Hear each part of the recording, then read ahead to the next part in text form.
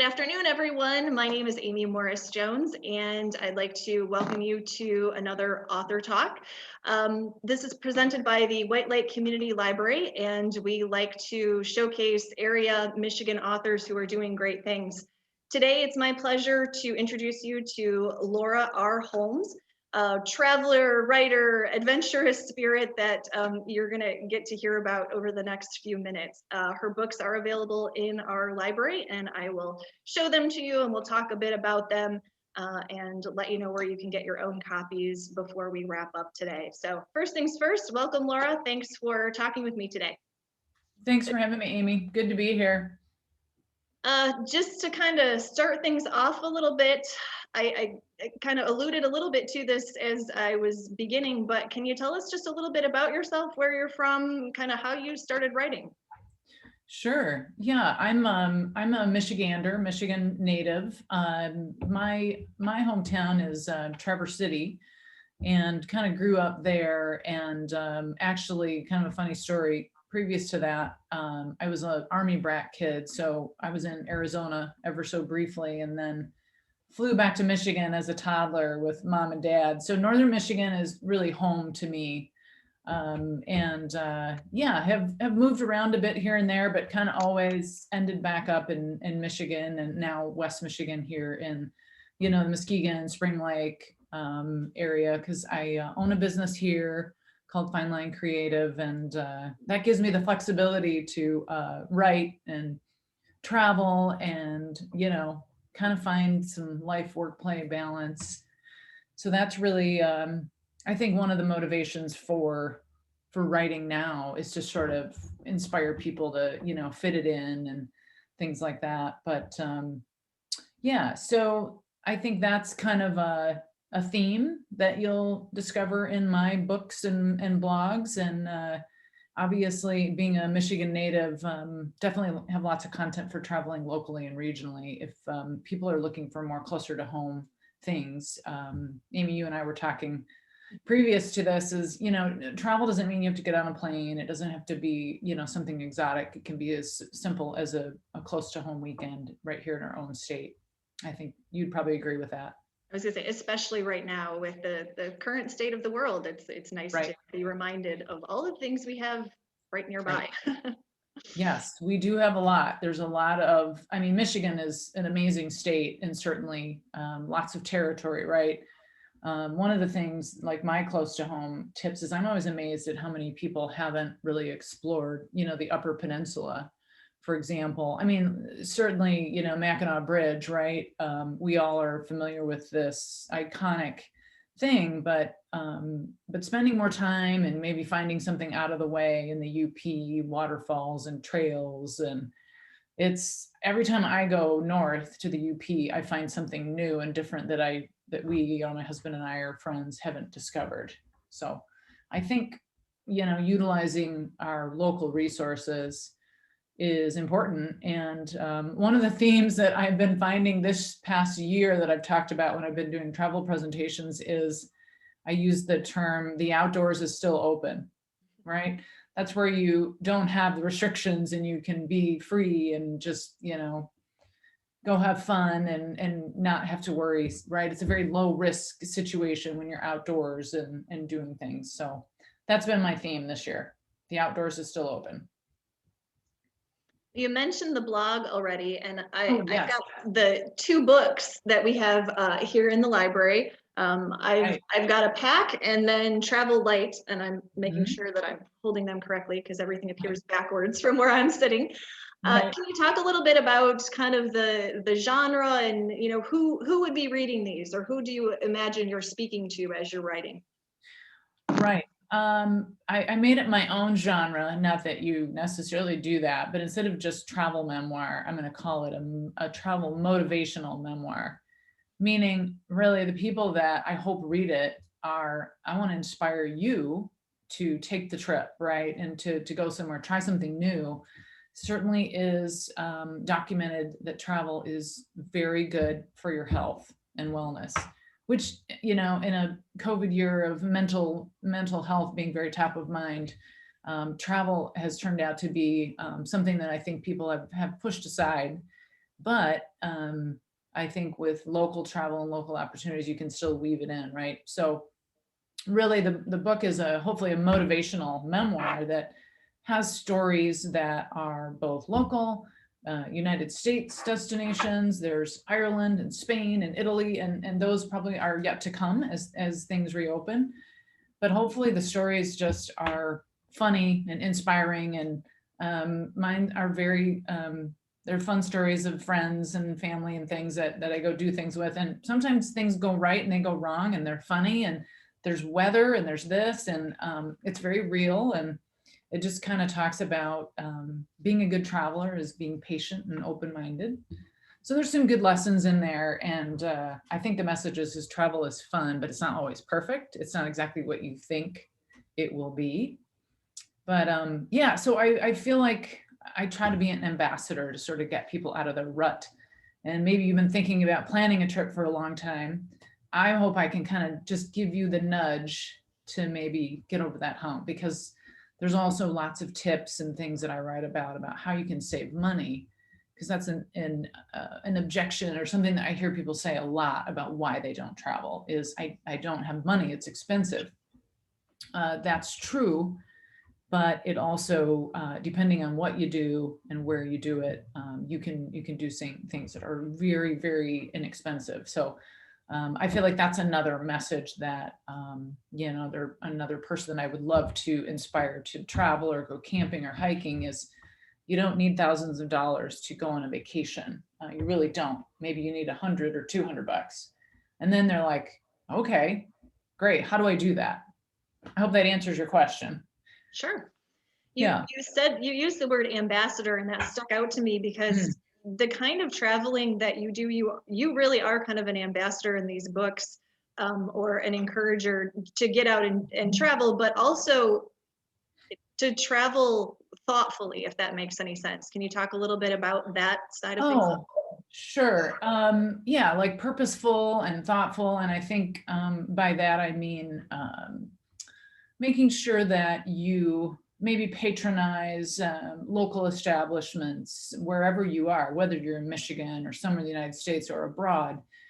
Find local vendors or transportation people or restaurants or hotels, because what that means is that you're sort of sustaining a local economy, right? And we all think about that here in our West Michigan area is buy local and stay local as much as you can. There's a global economy, but there's still a great need for local people to use local resources. Same with travel. So when I'm talking about that, I'm talking about utilizing those resources, but also I think some of the best tips that I've gotten on travel is I ask someone who lives there for a recommendation instead of asking TripAdvisor, right?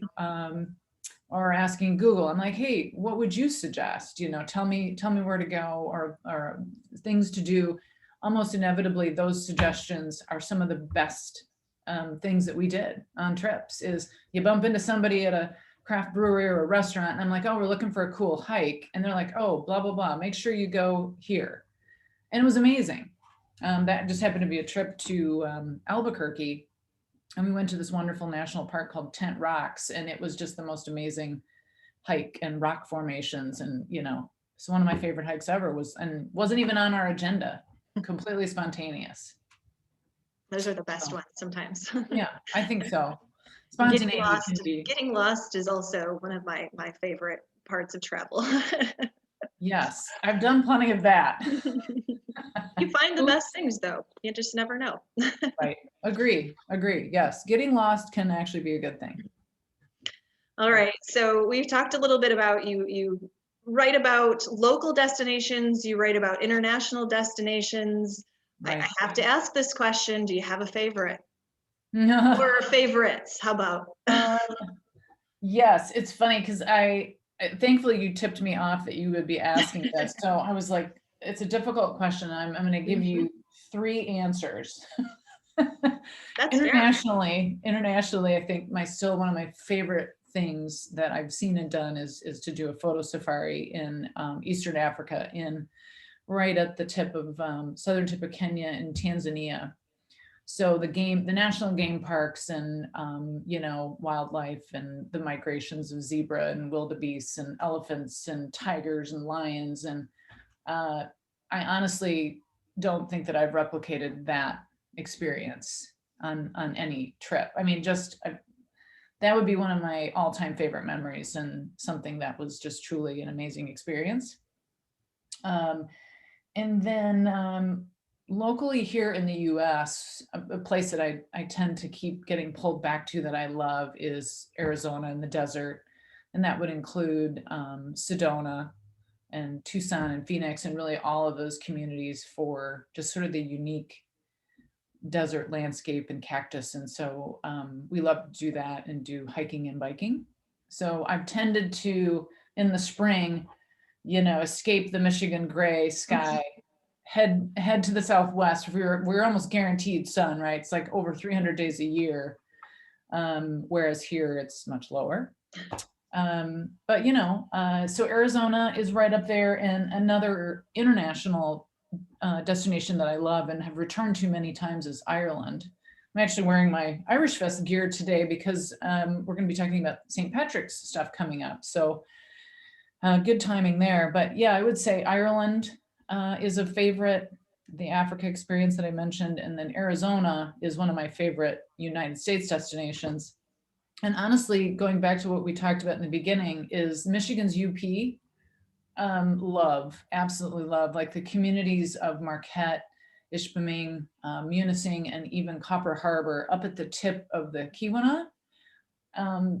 It just doesn't get much better than that. And Lake Superior is just an amazing thing. And, our little inland sea, and it's great. So those would be there's 4 for you. That's probably too many, but there's 4. Hey, that's great. And you included the UP, so that's my sort of happy place. So Yeah, I agree. it's I haven't gotten up there as much this past year as in the Right. past. And so reading your book has been great. And by the way, everyone, the pictures in the book are beautiful. So even if you're just armchair traveling and you want to just flip through, Right. it's a great book for that purpose too. Yeah, it's a bit of I guess a coffee table book as much as it will read like a novel and a story. But I feel like with travel, if you don't have amazing photos, I felt like there was like something missing. So it is a little bit more of an expensive book because it is 4 color because of the photographs. But I think, for a quick hitter, you want to, like you said, Amy, you picked it up and looked at Italy, read a few sections, look at the photos. I'm not going to judge you if you don't read the whole book. If you want to just read a chapter, something jumps out to you, that's okay. That's okay. You can always go back to my blog too there's years and years of archives of all sorts of content. And what's good about that is that's more up to date, right? And more recent and more timely. And it does talk a lot about suggestions for what to do, how to be safe when you're planning travel in a pandemic. So I would suggest people, hit travellightbook.com, and there's lots of pandemic travel and local travel suggestions.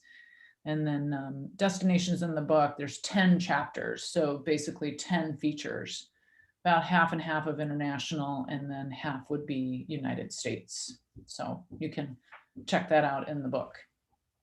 Yeah. And also some great quotes about travel and things like that mixed in as well, that I had several that I was bookmarking as I was going through. So Okay. they work nicely to sort of support and supplement the Right. information they give really well. Have you read Paulo Coelho, the Argentinian author? The Alchemist, yes. Yes, he has a great quote that I use in the book, and it says, "If you think adventure is dangerous, try routine. It's lethal." One of my absolute favorite quotes, and he's spot on, because everybody's always like, "Oh, Laura, that sounds a little dangerous," and are your destination or your activities, they sound dangerous. And so that's my standard response. Is routine for me is it just isn't good for your soul, right? You need to kind of wake up those dormant things and open up some creativity. It's good for your good for your mental health. To say, and there's nothing better than coming home after even a great trip to appreciate where you left too. So I mean, the Mhm. trip itself is great, but you also get that appreciation for Right. life, normal life, a little bit more too. Right, right. Like if you take a trip to Africa and say you're camping and you're kind of more out in more rustic accommodations, you know, you're not going to have spa resorts and flushing toilets and all of that. So it's interesting when you rough it, you know, choose to rough it for a period of time. You come back and you realize the amazing, you know, like a good old standard running water sink, flushing toilet. You're like, wow. You know, it's like we have this, and you know, for 2 weeks you didn't, and it's a real perspective, it, perspective changer, I suppose would be the way to put it. It makes you really think, maybe, and appreciate um, what you have, but also appreciate other cultures and how they're like. That's perfectly normal. I'm perfectly happy. I don't, you know, I don't need what you have. And I found that to be very, very inspirational. Well, you've already given us lots of tips and ideas, and there are so many more in the books and the blog, and just great information. Any sort of tips, thoughts, tricks about travel, something to sort of get us through until we can get out and see the Right. world, or encouragement to see the world? Right. Definitely, I could give you a couple tips, and then if you're looking for, like I said, the blog and the book information, I think I already mentioned the URL. It's Travel Light, Light, travellightbook.com, and then of course people can go to your library and pick it up too. But yeah, definitely check that out. And I do post content monthly, and that's all free. So if you want to subscribe to, you know, to know when I post something new, there's a little sign up button on the homepage, just says subscribe with your email, hit submit, and you'll get a confirmation. So that would be an easy way to kind of continue to get ideas and tips. But I think, I think one of the things that I would say is definitely don't use money as a reason for not traveling. Reframe your thought process and come up with a way to do maybe a road trip, a camping trip, things like that, where you don't necessarily have to have hotel and plane expenditures. It makes traveling much more affordable, right? And also seek out family or friends that might live in other places that you could, you know, just sort of utilize your influence, your family or friend, and say, hey, you know, do you have room for me? And travel, still travel. It doesn't really matter where you lay your head. If you're in a tent or in a friend's house, or, you know, or in a hammock for that matter, along the North Country Trail, which is another tip I would say for Michigan locals that are listening in. The North Country Trail is this great resource, I think, that is underutilized in our state, runs through the entire state, and it's a free resource too. You can stop at different trailheads. You know, you could actually stage a car and go camping, and you can actually set up camp along the NCT for free. There's no fees. Okay, so you just have to know where the trailheads are. You pick a section, you plot out, and you could actually backpack in and camp multiple nights with no trail fees, no camping fees. So there you go. I mean, basically, you just need some supplies and a way to get to the trailhead. And you can also do backpacking or even bike packing. Some people do it on a bike. So those are a couple of maybe local things. And just don't use money as a way to say you can't travel or try something new.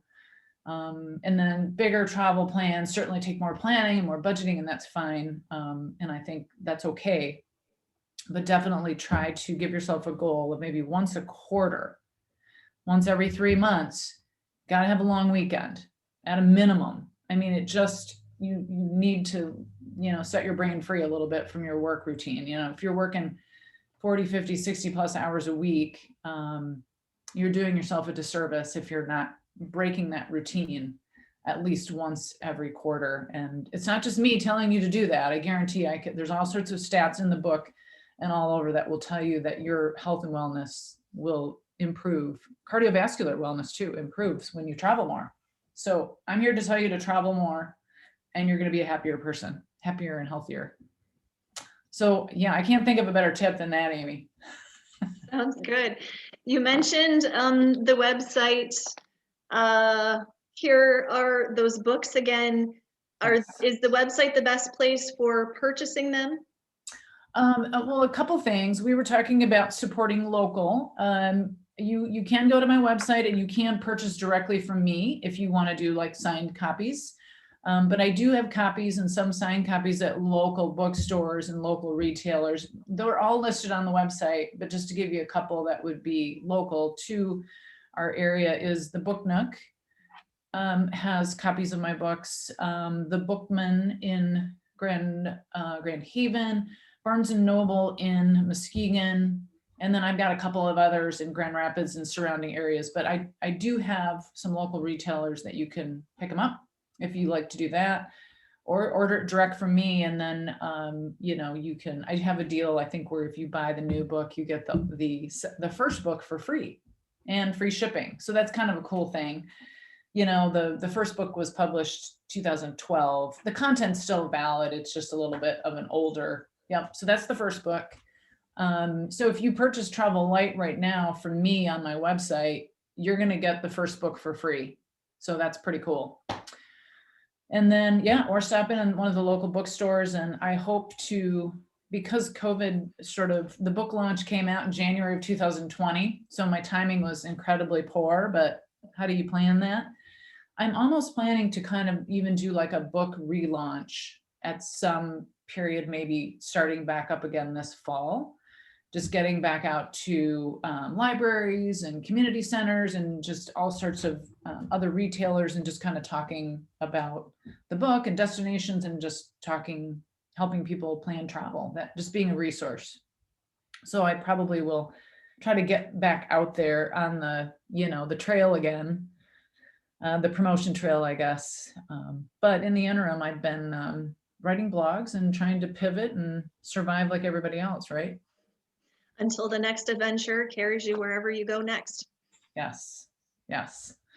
Well, thank Yes. you, Laura. I appreciate your time and your information. You are a great resource and a local one. It's always nice to showcase what people are doing, kind of right around our great state. Thank you to those who are watching. We appreciate it. And you can pick up both of these books again here at the library. We have them on our shelves and all the places that Laura mentioned already. So with that, enjoy the rest of your day, everyone, and go out and have some great adventures. Thanks, Amy. Appreciate it.